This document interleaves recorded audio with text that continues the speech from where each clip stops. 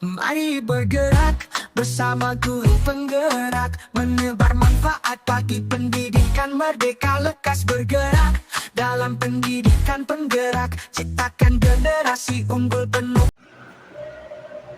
Assalamualaikum warahmatullahi wabarakatuh. Salam guru hebat dan salam guru penggerak seluruh Nusantara. Perkenalkan, pada hari ini kami akan melaksanakan kegiatan demonstrasi kontekstual yang bertujuan untuk mewawancarai kepala sekolah atau pimpinan di sekolah kami.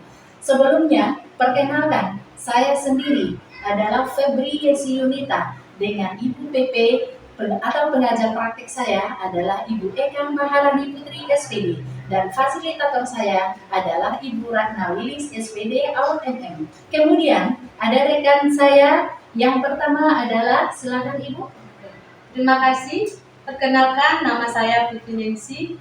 Dengan pengajar praktik saya adalah Ibu Wiwi Triani SPD dan Ibu fasilitator saya adalah Ibu Kristiawati MPD. Kemudian rekan saya satu lagi, silakan Ibu. Ya, terima kasih Ibu.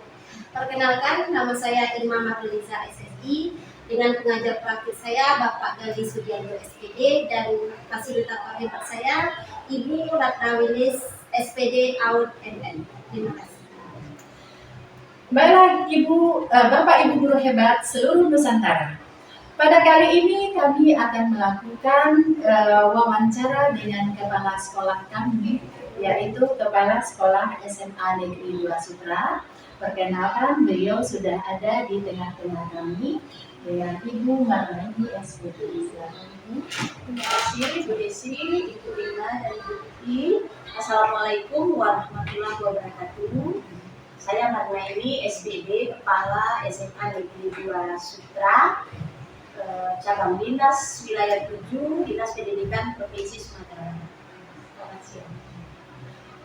Baiklah, pada hari ini kami merupakan calon guru penggerak angkatan 11 dari SMA Negeri 2 Sutra, Kabupaten Pesisir Selatan, akan melakukan wawancara dengan Ibu Kepala Sekolah, yang mana tujuan dari wawancara ini adalah untuk mendapatkan sebuah wacana Ibu tentang pengambilan keputusan yang selama ini Ibu jalankan, terutama untuk kasus-kasus di mana nilai-nilai kebajikan saling bersinggungan atau kasus-kasus dilema etika yang sama-sama benar. Untuk itu Ibu, pada kesempatan kali ini kami ada beberapa pertanyaan Ibu yang akan kami ajukan kepada Ibu. Sebelumnya, bagaimana kabar Ibu hari ini? Alhamdulillah sehat, luar biasa. Alhamdulillah. Semangat Ibu. Ya.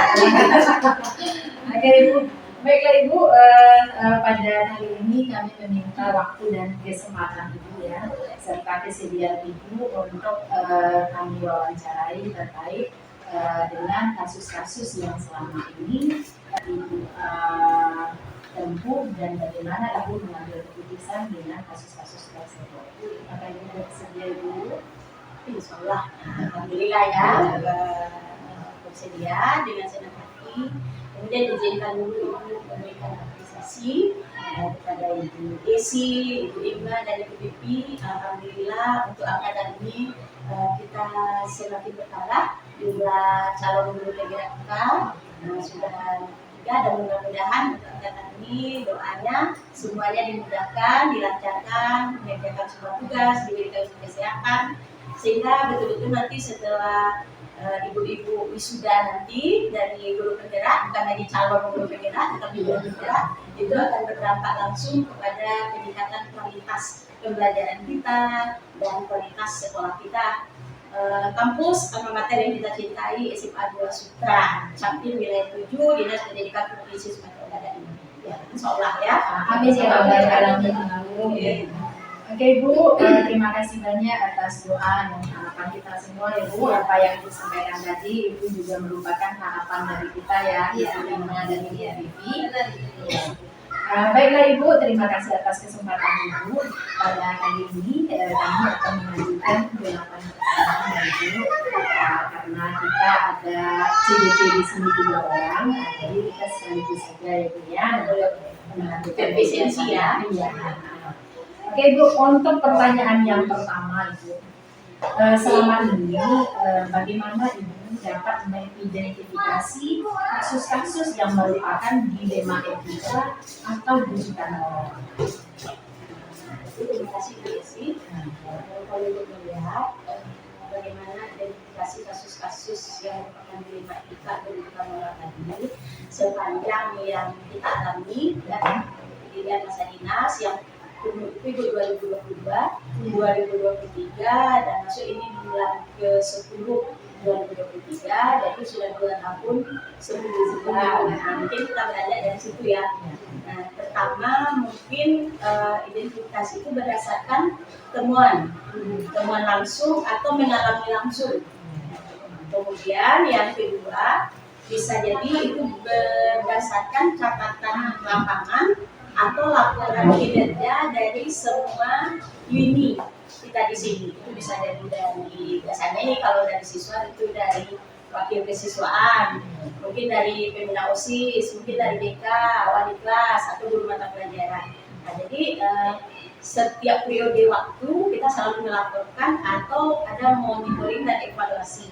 Nah, dari situ bisa juga kemudian seperti misalnya sekali waktu atau tergantung situasi juga, bisa jadi itu berdasarkan pantauan langsung atau monitoring dan evaluasi langsung atau memonitoring mengevaluasi program-program sekolah kita yang berkenaan atau berhubungan langsung dengan persoalan dilema etika dan bujukan moral. Mungkin demikian. Baik Ibu, terima kasih Ibu. Kemudian selanjutnya pertanyaan kami yang kedua ya. Selama ini bagaimana Ibu menjalankan pengambilan keputusan di sekolah kita, terutama untuk kasus-kasus di mana ada dua kepentingan yang sama-sama benar Bu, atau sama-sama mengandung nilai kebajikan. Bagaimana Ibu menjalankan pengambilan keputusan kita? Ya, pertama mungkin begini, kita kalau ada temuan atau kasus-kasus yang demikian, kita itu berdasarkan fakta dan data yang ada di lapangan. Jadi maksudnya di sini betul-betul itu secara objektif apa adanya, gitu ya, bukan kasus itu direkayasa atau seperti apa, atau kita cari dulu fakta dan kebenarannya, datanya seperti apa. Setelah itu baru kita lihat akar masalahnya, dari mana munculnya dan segala macam, kemudian kita koordinasikan dan kita konsolidasikan dengan pihak terkait. Nah, bisa jadi nanti mungkin berdasarkan musyawarah atau data dan fakta tadi mungkin diperoleh dari seperti yang disampaikan tadi, mungkin dari monitoring dan evaluasi, mungkin dari laporan, mungkin dari evaluasi program kita, atau betul-betul itu situasional itu kita tentukan langsung atau kita alami sendiri. Nah, demikian untuk bagaimana kita menjalankan keputusan ya dengan MPC yang kedua. Demikian. Ya. Oke Ibu, kita lanjut Ibu pertanyaan yang ketiga. Langkah-langkah atau prosedur seperti apa yang biasa Ibu lakukan selama ini? Langkah dan prosedur ini mungkin tidak berurut ya. Kalau langkah-langkah itu berarti berdasarkan urutan. Nah, prosedur juga harusnya ada urutan. Ini mungkin untuk menjawab secara acak saja untuk pertanyaan ketiga ini. Pertama, yang penting sekali seperti tadi, untuk fakta dan data, betulkah kejadiannya atau kasusnya betul-betul seperti itu atau bagaimana? Kita telusuri dulu fakta dan datanya ini benar. Di sini ada objektivitas, tidak boleh kita subjektif. Kemudian mungkin melihat siapa pihak-pihak yang terkait dalam hal ini atau yang terlibat. Ya, misalnya kalau ada kasus misalnya cukup itu diselesaikan oleh orang tua kedua belah pihak, misalnya kalau ada kasus pada siswa, atau kadang-kadang kasus itu kalau budaya atau kebiasaan kita ya, masyarakat kita, pola masyarakat kita di sini, kalau ada itu mungkin Ada yang hanya cukup diselesaikan orang tua, ada yang udah sampai ke mama-mama, mungkin seperti itu. Jadi pihak-pihak yang terkait atau berkaitan langsung atau berkepentingan dalam. Selanjutnya itu melihat regulasi yang ada. Kalau kasusnya seperti ini, regulasinya bagaimana? Jadi bisa jadi nanti kalau kepada kegiatan kesiswaan, tata tertib kita seperti apa, dan bagaimana penyelesaiannya, mungkin pakai bopon, mungkin pakai ini, penanganannya udah sampai di mana, mungkin masih pada pelajaran, tidak sampai terima kasih sampai dibutuhkan. Selanjutnya kita berkoordinasi dan berkonsolidasi dengan pihak terkait. Nah, kalau seperti itu misalnya ke tingkat kecamatan sampai nggak itu nanti kepada misalnya pemangku kepentingan lintas sektoral atau kepada pimpinan langsung. Nah, kalau dalam hal ini kita misalnya di sekolah kita ada punya pengawas pembina. Nah, ada lebih atas lagi mungkin kita punya pimpinan di Jatim wilayah itu ada kasih SMA dan sebagainya. Jadi hierarki dan urutan itu kita perhatikan sesuai dengan kasusnya itu seperti apa. Nah, demikian Bu Esi. Oh ya, baik Ibu. Oke Ibu, untuk pertanyaan selanjutnya ini akan disampaikan oleh Ibu Titi Ningsi ya Ibu ya. Silakan Ibu. Terima kasih Bu Esi. Baik Ibu, kita lanjut ke pertanyaan selanjutnya. Ya. Hal-hal apa saja yang selama ini yang Ibu anggap efektif dalam pengambilan keputusan pada kasus-kasus dilema etika? Kalau kita lihat ya apa saja yang dianggap efektif, berpikir seperti tadi kita melihat dulu ya atau mengkaji masalahnya itu seperti apa. Jadi di situ ada analisa masalah. Kita telisik dulu akar masalahnya dari mana. Jadi kalau misalnya seperti ini, nah kenapa jadi seperti ini? Apa penyebabnya? Mungkin kita lihat latar belakangnya bagaimana. Selanjutnya permasalahannya kita pelajari, kita telusuri, kita analisa. Selanjutnya lagi di sini adalah transparansi. Jadi kita menyampaikan apa adanya. Tidak ada misalnya di satu pihak, misalnya pihak di depan satu pihak kita sembunyi, nanti di belakangnya beda lagi. Jadi transparansi dari apa adanya. Kemudian kita berusaha seobjektif mungkin, ya seobjektif mungkin menangani tidak ada keberpihakan, tidak ada kepentingan apa di situ dan tidak ada kepentingan siapa-siapa di sana. Kita berusaha. Kemudian hal-hal apa saja yang selama ini merupakan tantangan dalam pengambilan keputusan pada kasus-kasus dilema? Kalau melihat tantangan hambatannya ini banyak. Jadi mana dia hal-hal hambatan tantangan ini banyak sekali rasanya dan itu memang hambat. Tapi hambatan dan tantangan itu mengimplikasi dari nambah semuanya. Pertama mungkin yang melihat budaya dan pola masyarakat berdasarkan banyak yang menjadi pola budaya dan masyarakat setempat. Kemudian apa ya? Kita masih tinggi intervensi. Mindset pola pikir.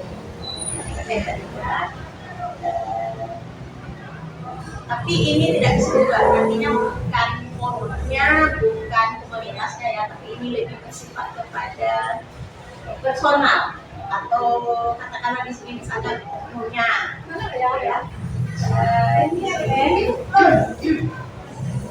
Terkait dengan intervensi tadi, kemudian ada yang baru yang sebetulnya itu tidak bisa menjadi pertimbangan. Kalau ini kita ambil itu akan menjadi kita tidak objektif lagi, tapi selektif. Seperti kata itu tadi tidak ada keberpihakan di sini. Nah ini tantangan kita. Kemudian adanya arogansi dan egoisme, ya. Jadi katakanlah tadi bisa jadi dari pemangku kepentingan, bisa jadi dari masyarakat, bisa jadi dari ini bersifat eksternal dan internal. Nah, contohnya dalam penanganan nanti kita tentu berdasarkan regulasi, ya berdasarkan aturan seperti apa. Ini kadang kita dengan ini tadi deh, sehingga sulit kadang-kadang di lapangan betul-betul akhirnya apa yang kita putuskan itu ada penolakan, ada tantangan, ada semuanya. Bagaimana ya kalau dalam tidak sulit sekali kita menegakkan melakukan seperti sebagaimana mestinya. Ini yang tantangan yang dirasakan. Seperti itu. Ya sih. Baik, pertanyaan selanjutnya. Ini Mbak Dian. Oke Bu Vivi, silakan dilanjutkan dengan Ibu Irma ya pertanyaan hari ini. Terima kasih Bu Vivi, Bu Desi. Baiklah Ibu, untuk pertanyaan selanjutnya yaitu apakah Ibu memiliki sebuah katakanlah atau jadwal tertentu dalam sebuah penyelesaian kasus penyelidikan ini? Terus apakah Ibu langsung menyelesaikan di tempat atau memiliki sebuah jadwal untuk menyelesaikannya? Bentuk atau proses seperti apa yang Ibu lakukan? Tentunya ya, Ya.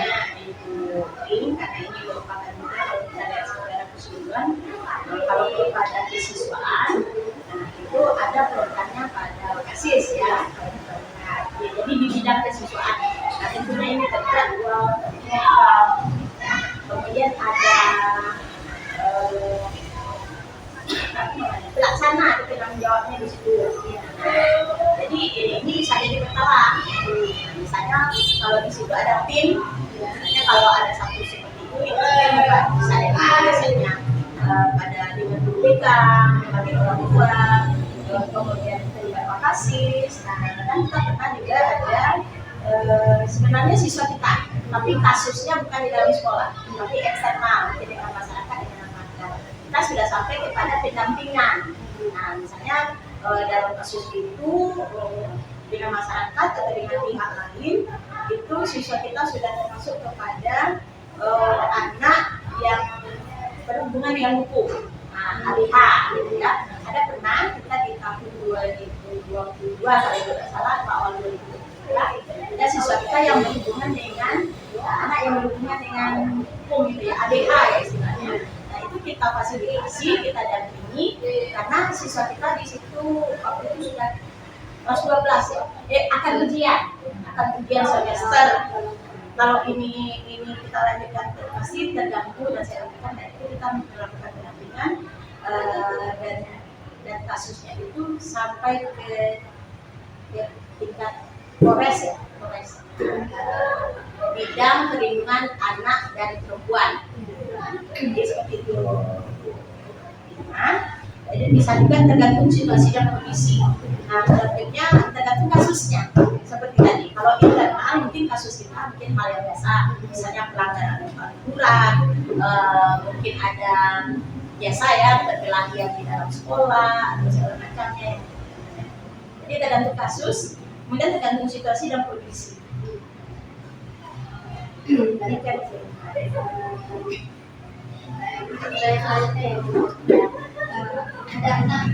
Ada seseorang atau faktor-faktor apa yang selama ini mempermudah atau membantu ibu dalam pengambilan keputusan dalam kasus-kasus menerima IPK ini? Ada seseorang gitu, ada Seseorang bisa jadi seseorang, bisa jadi badan, bisa jadi instansi ya, ya. Mempermudah itu membantu. Ya.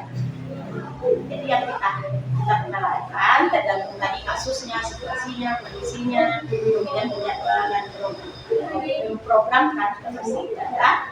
Misalnya kalau siswa jadi lokasi, nanti mungkin kalau teknik ya di teknik atau di teknik bisa jadi itu ada ya. Jadi kita menggunakan selama ini memanfaatkan namanya ya. Kita kan ada tergabung dengan lintas sektoral. Jadi di kecamatan itu misalnya Pondok Benca. Nah, Nah, itu ada camat, kalau tingkat kecamatan, kemudian ada polres, ada polres ya, polsek, kalau tingkat kecamatan polsek, kabupaten polres. Kemudian ada dan ramil ya. Ya. Kalau di kabupatennya itu koramil. Nah, ya. Lintas sektoral. Kemudian di situ ada kodim. Kemudian ada misalnya kita kepala KUA. Nah, kemudian nanti ada kepala puskesmas. Nah, kayak memanfaatkan lintas sektoral yang ada di kecamatan atau di kabupaten.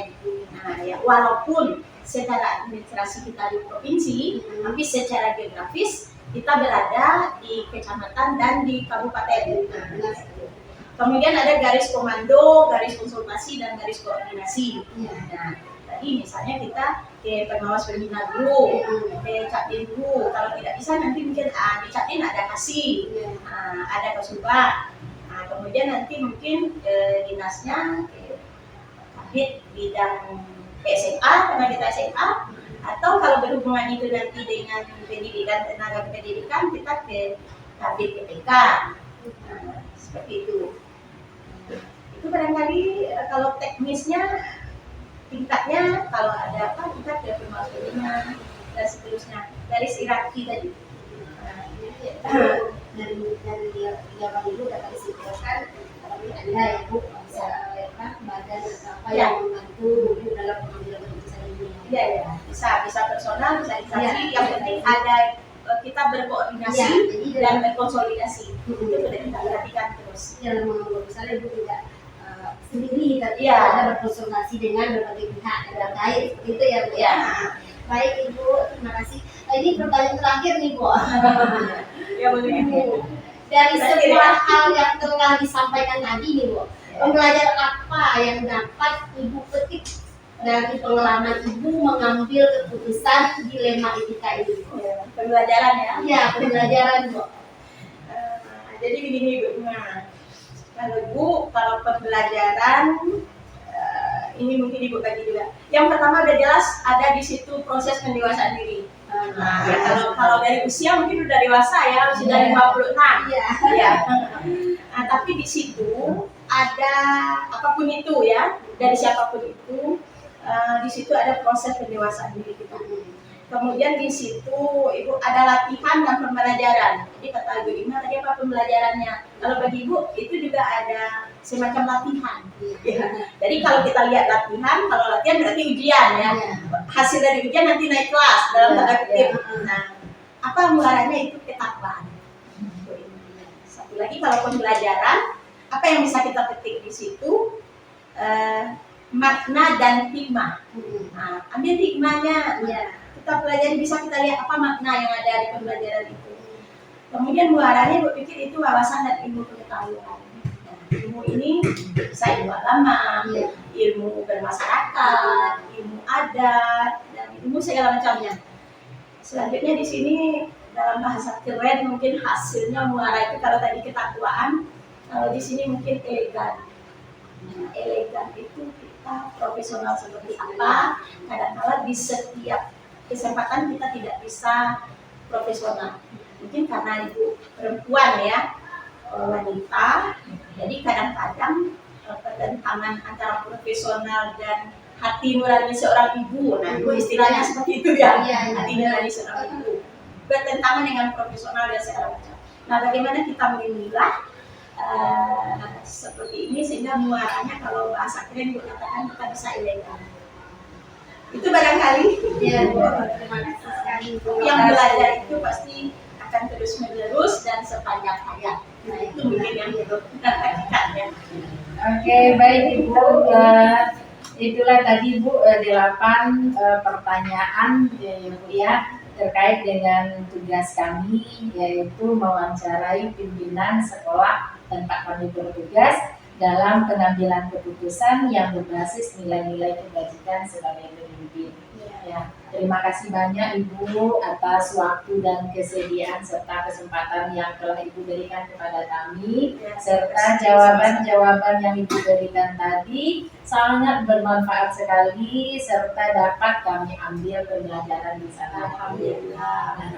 Ya, kemudian harapan kita bersama ya Bu ya, semoga nanti setelah kami lulus menjadi guru penggerak ini bisa mengabdikan diri sesuai dengan tuntutan program guru penggerak ini ya Bu ya, di sekolah kita tercinta ini. Semoga sekolah kita SMA Negeri 2 Sutra maju bersama hebat semua.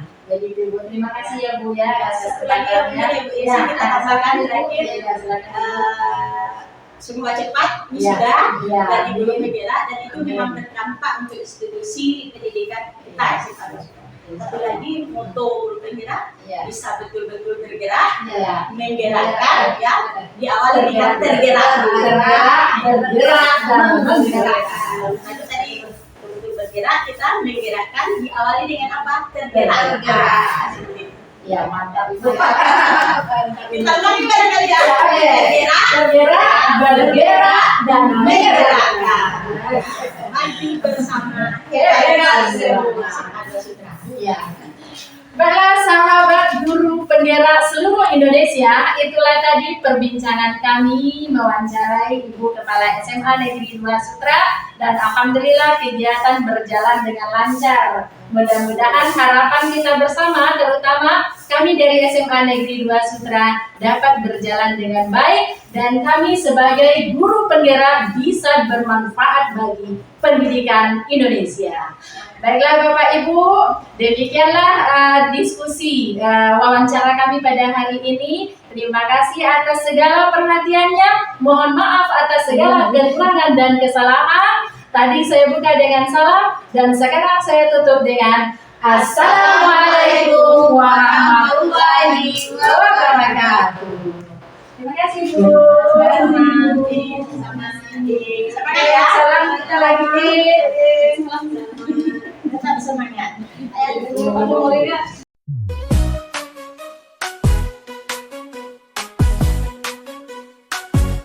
Mari bergerak bersama guru penggerak, menebar manfaat bagi pendidikan merdeka, lekas bergerak dalam pendidikan penggerak, ciptakan generasi unggul penopang bangsa. Mari bergerak, lekas bergerak dan selalu menggerakkan.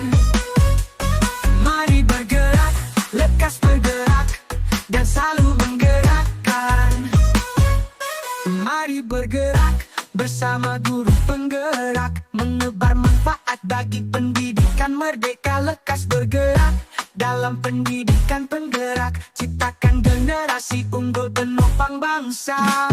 Mari bergerak, lekas bergerak dan selalu menggerakkan. Mari bergerak, lekas bergerak dan selalu menggerakkan.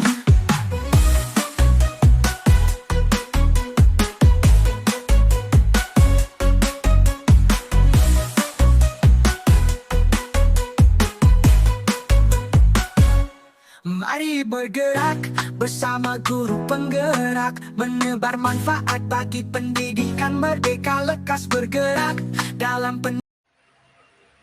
Assalamualaikum warahmatullahi wabarakatuh.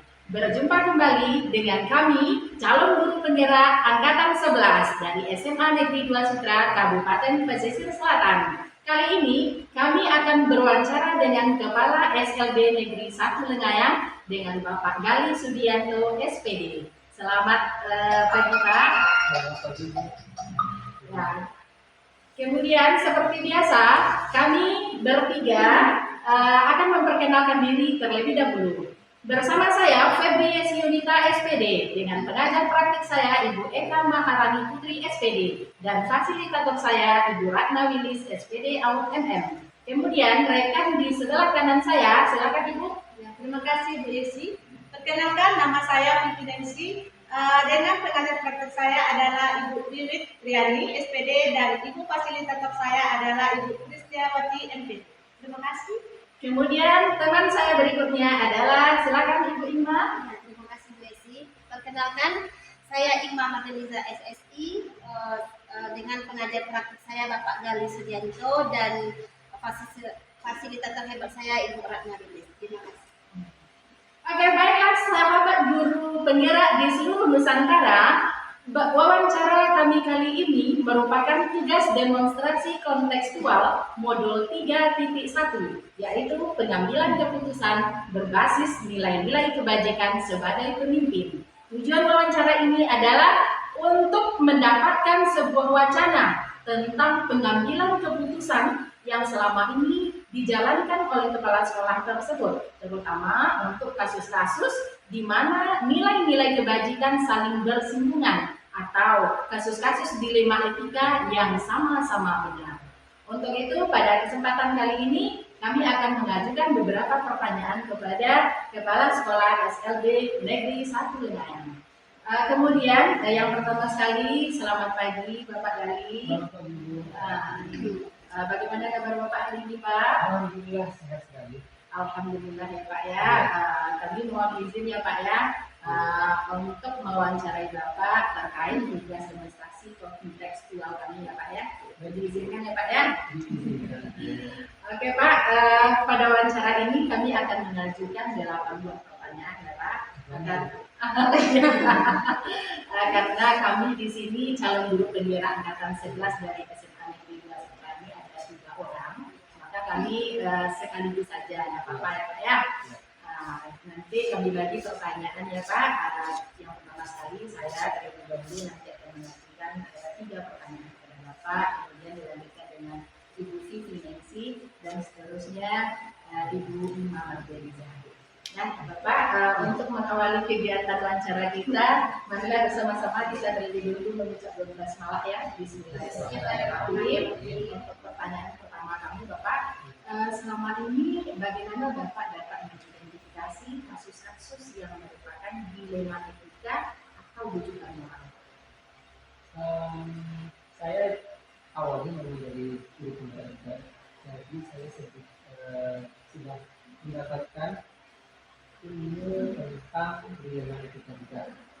Itu hal tersebut yang saya pakai sampai sekarang ketika termasuk mengidentifikasi apa itu dilema etika ataupun bujukan moral. Dan alhamdulillah selama termasuk menjadi kepala sekolah itu sangat membantu saya, terutama untuk mengidentifikasi apakah ini bujukan moral atau dilema etika. Yang berbahaya karena kalau ini bujukan moral ya, karena biasanya kalau bujukan moral tentu itu melanggar sesuatu, baik itu ada istiadat ataupun hukum yang ada di negara kita. Jadi lawannya sudah kelas berat ini, kecuali kalau di etika mungkin kita masih bisa pertimbangkan. Tapi kalau sudah kita identifikasi itu bujukan moral, itu sudah tidak mungkin kita lanjutkan. Oke, baik Pak. Jadi itu lebih kepada bujukan moral yang yang lebih susah kita ya untuk mengambil keputusan itu. Ini kalau dari saya lebih susah dilakukan. Kalau bujukan moral itu sudah pasti tidak akan saya lanjutkan. Oke, baik Pak. Kemudian untuk pertanyaan yang kedua Bapak, selama ini bagaimana Bapak menjalankan pengambilan keputusan di sekolah Bapak, terutama untuk kasus-kasus di mana ada dua kepentingan yang sama-sama benar atau sama-sama mengandung nilai kebajikan. Masuk ke dilema ya. Iya, dilema Bapak. Ada dilema itu yang dua itu biasanya tipis-tipis ya Pak. Pasti sama-sama baik. Misalnya karena di sekolah saya ada kekurangan dan tujuannya, maka ada guru mata pelajaran yang harus menjadi guru kelas juga. Di satu sisi itu kebutuhan. Kalau tidak berarti ada anak yang akan terlantar tidak terfasilitasi dengan baik. Di satu sisi saya sebagai profesional juga percaya kalau seorang guru itu memang harus profesional di bidangnya. Kalau dia mengajar sebagai guru misalnya TIK, mengajar TIK tentu itu akan maksimal. Tapi kalau dia guru TIK mengajar misalnya guru kelas tentu tidak akan maksimal. Dia harus belajar dan sebagainya. Tentu ada effort lebih yang harus dia lakukan. Itu dilema yang menurut saya sangat sulit. Tapi biasanya saya mengambil itu pertama kali itu saya utamakan adalah untuk kemaslahatan. Jadi yang berdampak kepada banyak orang itu yang biasanya saya lanjutkan. Memang seperti itu ya sebetulnya Pak ya. Kemudian pertanyaan yang ketiga Bapak, langkah-langkah atau prosedur seperti apa yang biasa Bapak lakukan setelah ini? Prosedurnya tentu saya timbang dulu dari 9 langkah itu tentu saya akan mulai mengidentifikasi dulu apakah ini dilema atau cuma bisikan moral.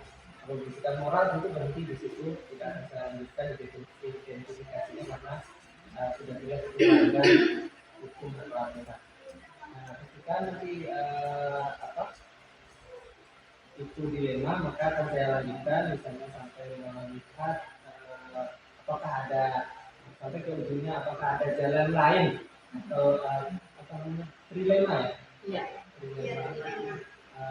Bukan ada cara lain yang mungkin win-win solution gitu. Coba cari itu sebenarnya tidak merugikan Sama-sama. Itulah dicoba untuk mengambil keputusan. Oke, 9 itu besar. Tapi pada waktu-waktu tertentu memang tidak sempat ya untuk hal-hal yang harus diambil keputusan segera. Itu tidak sempat untuk mengidentifikasi sampai ke 9-nya. Itu biasanya saya pakai yang prinsipnya saja. Prinsip pengambilan keputusan. Ibu Pak, kemudian untuk pertanyaan berikutnya silakan Ibu Nancy mengajukan pertanyaan. Terima kasih Bu Esi. Kita lanjut ke pertanyaan selanjutnya Pak. Kira-kira Pak, hal-hal apa saja yang selama ini yang Bapak anggap efektif dalam pengambilan keputusan pada kasus-kasus ini? Yang efektif untuk pengambilan keputusan yang pertama identifikasi, lalu yang kedua mencari informasi. Dari informasi, jadi kalau sudah disebutkan satu, tidak saya putuskan langsung satu itu, tapi saya mencoba mencari dulu dari informasi dari angle yang lain, sudut pandang yang lain, untuk mendapatkan sebanyak mungkin informasi. Jadi ketika nanti saya memutuskan tidak salah keputusan. Kemudian dari kemudian Saya ulang lagi pertanyaannya Pak. Kira-kira hal apa saja yang selama ini yang Bapak anggap efektif dalam pengambilan keputusan? Tadi ya, jadi kumpulkan dulu informasi sebanyak-banyaknya yang bisa kita dapatkan. Kemudian dalam pengambilan keputusannya itu tadi sudah sempat dibahas. Juga yang utama saya biasanya ambil itu untuk kemaslahatan. Jadi yang lebih ke untuk banyak orang itu saya dahulukan. Baru setelah itu mungkin akan ada efeknya. Kalau dilema itu kan biasanya kalau nggak ketemu dilemanya kan ada efeknya, mungkin agak merugikan ke satu pihak. Nah itu yang juga harus dicari solusinya supaya efek negatifnya itu tidak terlalu besar. Jadi kita mengurangi kerugian pada satu pihak. Nanti pertanyaannya ya Pak ya. Kemudian hal-hal apa saja yang selama ini merupakan tantangan dalam pengambilan tantangannya dilema etikanya itu sendiri karena dilemanya itu yang membuat yang berat Karena kita mengambil keputusannya Iya. ya Pak ya. memilih dua keputusan yang sama-sama baik Iya, sebenarnya iya. sama-sama kadang bahkan keputusannya harus mempengaruhi nasib orang lain itu yang berat di dilema itu karena dilema itulah menjadi berat. Oke, sudah cukup ya Bu Fia ya. Kemudian Pak, pertanyaan berikutnya dilanjutkan oleh Ibu Ima. Saya Ima. Ya, baik, terima kasih Bu Desi. Pertanyaan yang keenam ya Pak. Apakah Bapak memiliki sebuah katakanlah atau jadwal tertentu dalam sebuah penyelesaian kasus dilema etika? Terus apakah Bapak langsung menyelesaikan di tempat atau memiliki sebuah jadwal untuk menyelesaikannya? Bentuk atau prosedur seperti apa yang Bapak jalankan? Jadwal pasti nggak ada ya Bu? Iya. Karena masalah itu datang tidak terjadwal. Datang tidak terjadwal, kadang terjadi begitu saja. Saya lihat kondisinya. Iya. Kalau memang perlu penanganan cepat dan keputusan cepat, ya langsung saya ambil keputusan. Iya. Tapi ketika masalahnya masih bisa ditimbang, tentu saya mencari waktu lebih. Karena kalau masih sempat, saya akan cari dari informasi dulu yang tadi bisa dari kalau masalah di sekolah bisa dari guru dulu, kadang dari siswa saya panggil untuk bercerita, dan itu biasanya kalau ada masalah manggilnya kan tidak bersamaan, itu harus dipanggil satu-satu sudut pandang yang dulu dari lingkungan, sudut pandang yang juga bersama, kemudian baru kadang juga tidak harus saya putuskan di situ, tapi saya sudah dapat inputnya. Biasanya renungan malam yang paling efektif kan. Jika malam sebelum tidur atau sesudah tidur bangun itu biasanya kan sempat duluan jam 2 jam 3 itu waktu-waktu yang pas menimbang mana yang baik mana yang benar gitu kan. Dari situlah dapat keputusan. Kalau prosedurnya tidak ada prosedur pasti, tapi yang itu tadi yang bisa diselesaikan waktu itu maka harus ada keputusan segera. Saya pakai prinsipnya saja. Kalau masih ada luang waktu, saya cari informasi sebanyak-banyaknya, kemudian menggunakan 9 langkah tadi untuk mengambil keputusan. Tapi kalau itu masalahnya sudah cuma rujukan moral, ya sudah saya ambil yang tidak melanggar. Berarti tergantung masalahnya ya Pak. Iya. Kalau soal masalahnya itu bisa diselesaikan hari itu maka diselesaikan hari Iya. itu. Ya, Pak. Baik Pak. Ini yang kedua ya Pak. Adakah seseorang atau faktor-faktor apa saja selama ini mempermudah atau membantu Bapak dalam pengambilan keputusan dalam kasus-kasus dilema etika ini? Iya, sebenarnya kalau saya lebih banyak percaya sama namanya kepala sekolah ya Bu. Iya. Percaya sama guru-guru terlebih dahulu, karena guru-guru lah yang paling tahu masalah di sekolah ini, lebih dekat dengan siswa, dengan anak-anaknya, lebih dekat dengan lingkungan sekolah, dan lebih banyak waktunya hadir di sekolah. Kalau kepala sekolah mungkin ada kegiatan di luar dan sebagainya, maka saya percaya dulu kepada guru. Setelah itu baru saya mencari informasi yang lain. Tapi itu tadi saya selalu ambil coba cari informasi di sudut pandang yang lain. Itu tidak blok langsung iya informasi dari ini saya telah mendapatkan. Iya. Cuma yang saya percaya dulu adalah informasi. Jadi Bapak telusuri dulu berarti ya Iya. informasi yang didapat dari ini baru setelah itu diambil keputusan gitu ya. Ini yang terakhir ya Pak, dari semua hal yang telah Bapak sampaikan tadi, pembelajaran apa yang dapat Bapak petik dari pengalaman Bapak mengambil keputusan dilema etika?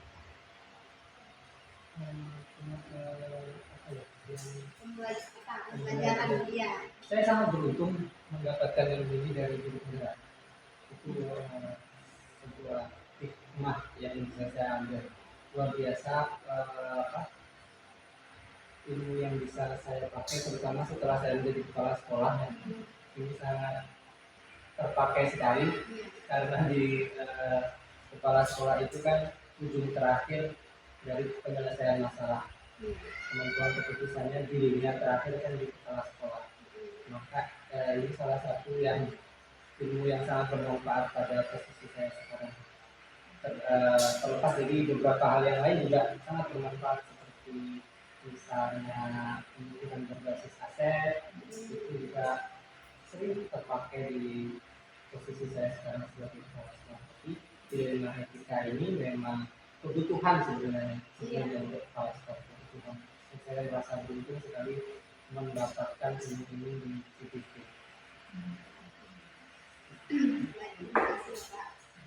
Saya kembalikan kepada Ibu Desi.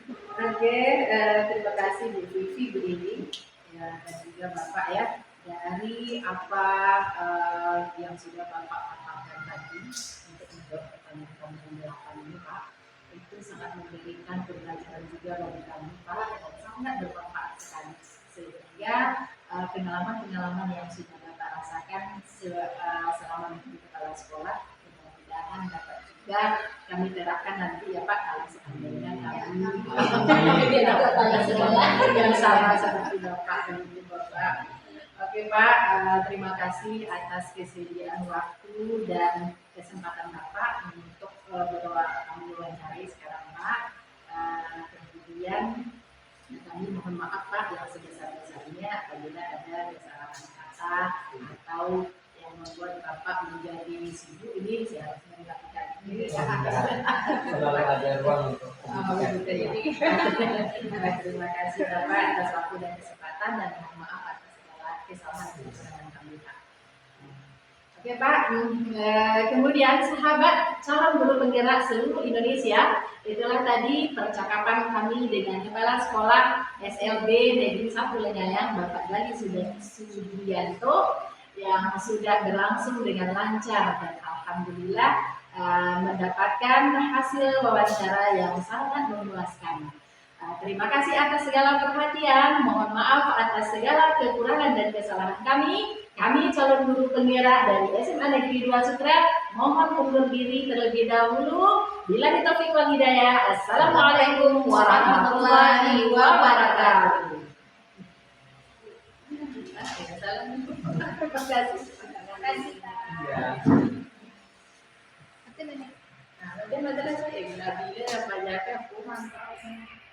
Merdeka lekas bergerak dalam pendidikan penggerak, ciptakan generasi unggul penopang bangsa. Mari bergerak, lekas bergerak, dan selalu menggerakkan. Mari bergerak, lekas bergerak, dan selalu menggerakkan.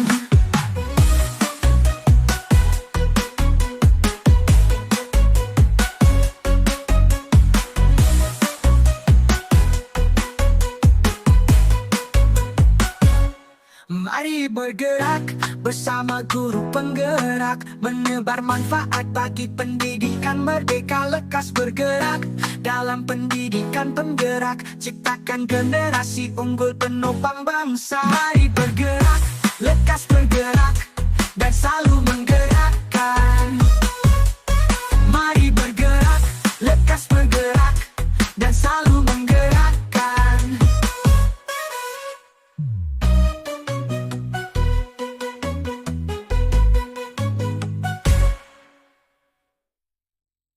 Mari bergerak bersama guru penggerak, menebar manfaat bagi pendidikan merdeka. Lekas bergerak dalam pendidikan penggerak, ciptakan generasi unggul penopang bangsa. Mari bergerak, lekas bergerak, dan selalu menggerakkan. Mari bergerak, lekas bergerak, dan selalu menggerakkan. Mari bergerak bersama guru penggerak, menebar manfaat bagi pendidikan merdeka. Lekas bergerak